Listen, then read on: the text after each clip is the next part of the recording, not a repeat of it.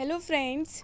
तो ये हमारा हिस्ट्री का हमारे एनसीईआरटी हिस्ट्री का 11 चैप्टर है। इसके बाद एक और चैप्टर है, फिर हमारी 6 क्लास की एनसीईआरटी यहाँ पे ख़त्म होती है।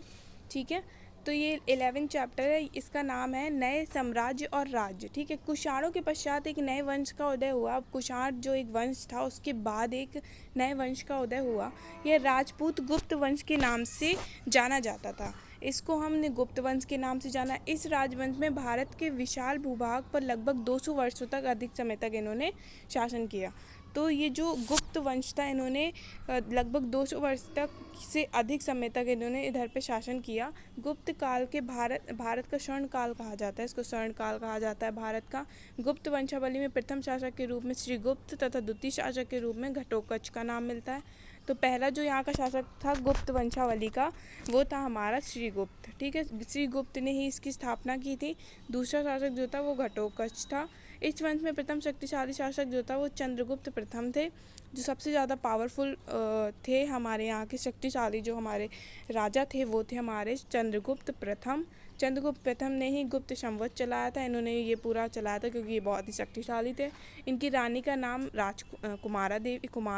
कुमार देवी था, जो लिच्छवी गणराज्य की राजकुमारी थी। लिच्छवी गणराज्य की राजकुमारी कुमार देवी जो थी इनकी रानी थी। ठीक है, चंद्रगुप्त प्रथम के बाद उनका पुत्र समुद्रगुप्त जो है वो शासक बना था। ये वंशावली चलती थी कि पहले राजा बनेगा, फिर उसका बेटा बनेगा, फिर बेटे का बेटा राजा बनता था। एक वंशावली चलती थी। तो चंद्रगुप्त मौर्य का जो पुत्र था समुद्रगुप्त, अब वो शासक बना। समुद्रगुप्त भी एक बहुत ही महान विजेता था। उसने कभी भी पराजय का सामना नहीं करना पड़ा। पश्चिमी इतिहासकारों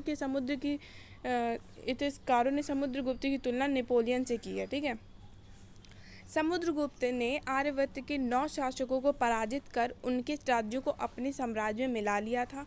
अब समुद्रगुप्त जो है वो भी एक बहुत ही शक्तिशाली राजा था। उसने कभी भी पराजय का सामना नहीं करने पड़ा, तो हमें पता चलता है कि वो कितना शक्तिशाली था।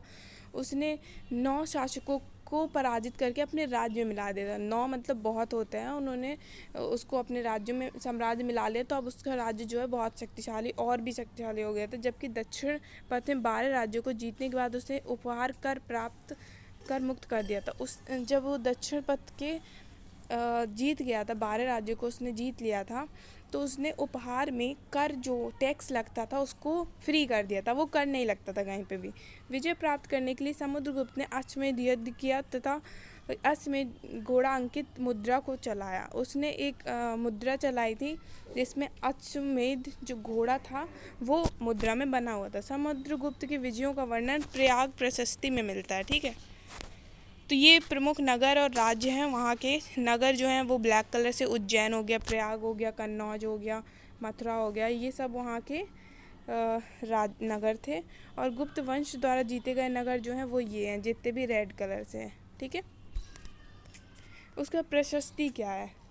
अभी मैंने बोला ना कि प्रशस्ति में, प्रयाग प्रशस्ति में ही उसका वर्णन मिलता है समुद्रगुप्त का। प्रयाग प्रशस्ति की रचना जो है समुद्रगुप्त के दरबारी कवि हरिशेन ने की थी, जो इलाहाबाद स्थित अशोक स्तंभ पर उत्कीर्ण है। तो इलाहाबाद में जो अशोक स्तंभ है उस पर जो लिखा गया है वो कवि हरिशेन जो थे, दरबारी थे समुद्रगुप्त के, उन्होंने इसकी रचना की है। यह एक विशेष किस्म का अभिलेख है जिसे प्रशस्ति कहते, अभिलेख है। ठीक है, यह संस्कृत का शब्द है जिसका अर्थ होता है प्रशंसा। प्रशस्ति का अर्थ होता है प्रशंसा। प्रशासन, अब इतना बड़ा साम्राज्य था तो कुछ प्रशासन भी रहा होगा। गुप्त काल में सम्राट शासन का केंद्र होता था। सम्राट जो है वो शासन का केंद्र होता था। राजा की सहायता के लिए मंत्रिपरिषद होती थी। ठीक है, अब राजा है तो मंत्रिपरिषद भी होगी, उसको कुछ नियम बनाने, कुछ उसको काम करना है, उसके लिए मंत्रियों की ज़रूरत होती होगी, तो मंत्रिपरिषद थी। जिसके सदस्यों को आत्म कहा जाता, जो उसके सदस्य उसको आत्म कहा जाता था। समुद्र साम्राज्य भुक्ति प्रांत में विभाजित था। बहुत सारे प्रांत थे वहाँ पर। प्रांत के प्रमुख को उपारिक कहा जाता था। प्रशासन की सबसे छोटी इकाई ग्राम होती थी। गुप्त काल के राज्य के अधिकारियों को नगद वेतन के स्थान पर भूमि दी जाती थी। नगद वेतन न देकर उनको भूमि दे दी जाती थी।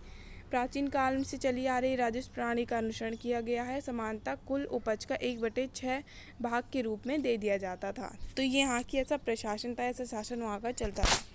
ठीक है, अब हर्षवर्धन आते हैं। हर्षवर्धन 16 वर्ष की आयु में 606 ईस्वी में गद्दी पर बैठ गया था। हर्ष की प्रारंभिक राजधानी थानेश्वर थी, बाद में उन्होंने कन्नौज को अपनी राजधानी बनाया। तो समुद्रगुप्त के बाद जो आया वो हर्षवर्धन था।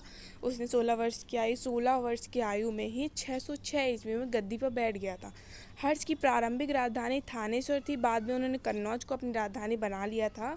हर्षवर्धन तो बहुत ही विद्वान थे और विद्वानों के आश्रयदाता भी थे, बहुत ही विद्वान थे। हर्ष ने संस्कृत के 3 नाटकों नागानंद, रत्नावली, प्रियदर्शिका की रचना की है। हर्ष के बाण भट्ट जो थे वो हर्ष के दरबारी कवि थे जिन्होंने हर्ष रचित लिखा है। ठीक है। चीनी यात्री श्वेन जो था, हेन शुएंग, वो उसके ही शासनकाल में आया था। किसके में? ये बहुत ही इंपॉर्टेंट क्वेश्चन है, बहुत सारे एग्जाम से पूछा जाता है कि जो चीनी यात्री था हेन शुएंग वो किसके शासनकाल में आया था? तो वो हर्षवर्धन के शासनकाल में आया था। ठीक है। पल्लव और चालुक्य ये 2 राजवंश थे। अब इस काल में पल्लव और चालुक्य दक्षिण भारत के सबसे महत्वपूर्ण राजवंश थे। पल्लव को राज्य उसकी राजधानी कांचीपुरम के आसपास के क्षेत्रों में से लेकर कावेरी नदी के डेल्टा तक फैला था। तो पल्लव और चालुक्य जो दक्षिण भारत में सबसे महत्वपूर्ण वंश थे। दक्षिण भारत, अगर हम भारत में नीचे की ओर आते हैं तो वो दक्षिण भारत होता है। ठीक है। तो पल्लव जो और चालुक्य थे बहुत ही महत्वपूर्ण राजवंश थे। पल्लवों का राज उनकी राजधानी कांचीपुरम के आसपास के क्षेत्रों से लेकर कावेरी नदी के डेल्टा तक फैला हुआ था, बहुत बड़ा इनका ये फैला हुआ था। जबकि चालुक्यों का जो राज्य था वो कृष्णा और तुंगभद्रा नदियों के बीच स्थित था, तो इनका थोड़ी कम जगह में स्थित था। चालुक्य की राजधानी एलोह थी। यह एक प्रमुख व्यापारिक केंद्र था, यहाँ से बहुत ज़्यादा व्यापार होता था। धीरे धीरे यह धार्मिक केंद्र भी बन गए जहाँ कई मंदिर थे। पल्लव और चालुक्य एक दूसरे की सीमा पर अतिक्रमण करते थे। तो अब ये जो अलग अलग वंश थे पल्लव और चालुक्य, ये लड़ाई झगड़ा इनमें होता रहता था। पुलिकेशिन द्वितीय सबसे द्वितीय चालुक्य थे। चालुक्य वंश के जो प्रसिद्ध जो राजा थे वो पुलकेशिन द्वितीय थे। सबसे प्रसिद्ध जो थे वो थे पुलिकेशिन द्वितीय। ठीक है। चालुक्य वंश के जो राजा थे पुलिकेशिन द्वितीय ने अपने चाचा से यह राज्य मिला था। ठीक है। इन राज्यों का प्रशासन कैसे चलता था? अब इन राज्यों का प्रशासन की बात करें तो पहले के राजाओं की तरह इस राजाओं के लिए भूमि कर सबसे महत्वपूर्ण बन गया था। प्रशासन की प्रारंभिक इकाई गाँव थी। कभी कभी एक ही व्यक्ति कई पदों पर रहता था, जैसे कि हरिशर एक महादंडनायक होने के साथ साथ कुमार मात्र अर्थात एक महत्वपूर्ण मंत्री और एक संधि विग्रहिक अर्थात युद्ध और शांति के विषयों पर भी मंत्री था।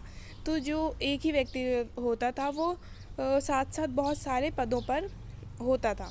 अगर वो कोई किसान है तो वो क्या है, वो दुकान भी चला रहा है, वो कहीं की पंचायत का मुखिया भी है, तो ऐसे बहुत सारा वो काम करते थे।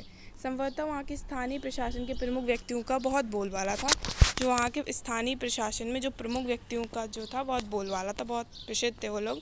दक्षिण की सभाएं पल्लवों के अभिलेख में कई स्थानीय सभाओं की चर्चा है। इनमें से एक था ब्राह्मण भूस्वामियों का संगठन जिसे सभा कहते थे। ये सभाएं उप समितियों के जरिए सिंचाई, खेती बाड़ी में जुड़े विभिन्न काम, सड़क निर्माण, स्थानीय मंदिरों को देखरेख आदि का काम करती थी।